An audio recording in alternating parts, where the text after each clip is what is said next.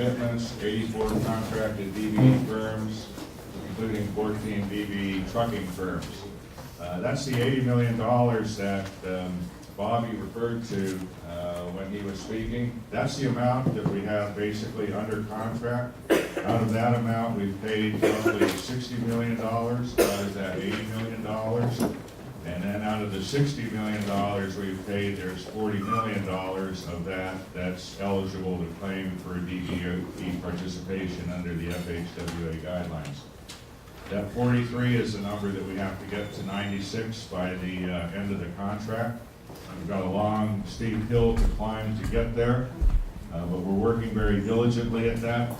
On the other side of this handout, what we see as future subcontracting opportunities that we've currently identified on the project. A lot of these are subject to completion of the tunnel before this work actually comes online in the project. So as the tunneling is delayed, these opportunities get pushed further out into the future. A lot of these are very specialized types of work.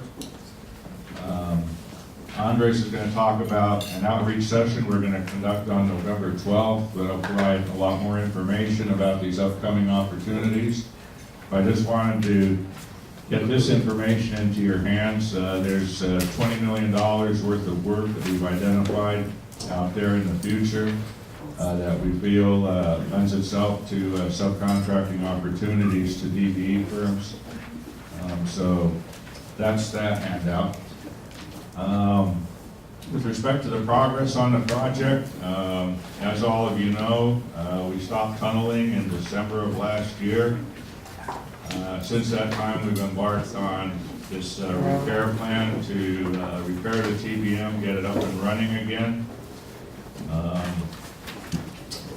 Some of you are probably aware, if you read the paper yesterday, that we started excavating the shaft, 83-foot diameter, 120 feet deep, to access the front of the TBM, to remove that portion, bring it to the surface for repairs. We began that work at the beginning of this week. On Thursday morning, something was encountered in the excavation that may be of archaeological or historical significance. So WashDOT has issued a stop work order.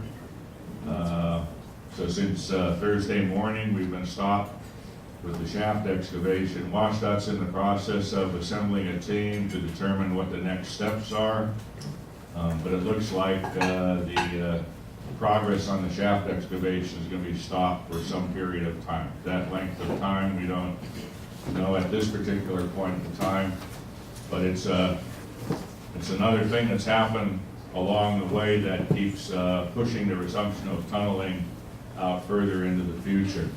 It's kind of interesting to note that when we started tunneling July 30th last year, we tunneled, you might remember we had the longshoreman picket line for a month that stopped us.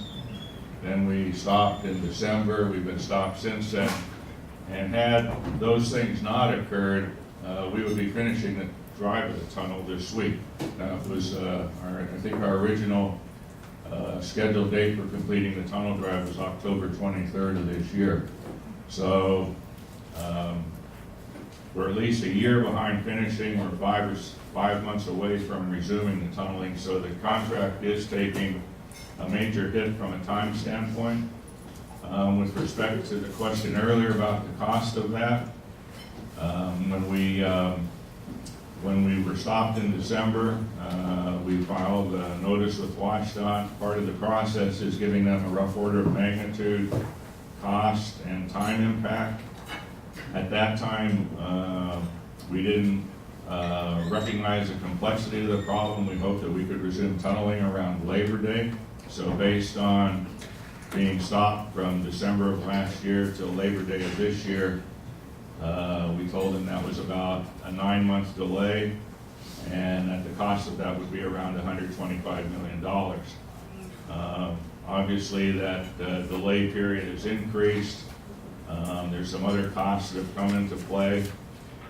We haven't reassessed what the total cost is, because some of the costs of the repairs won't be determined until we get the front end of the tunnel boring machine up to the surface. We take it apart and we actually see what the physical damage is. We know the seals are damaged. We don't believe the main bearing's damaged, but we're going to replace that anyway.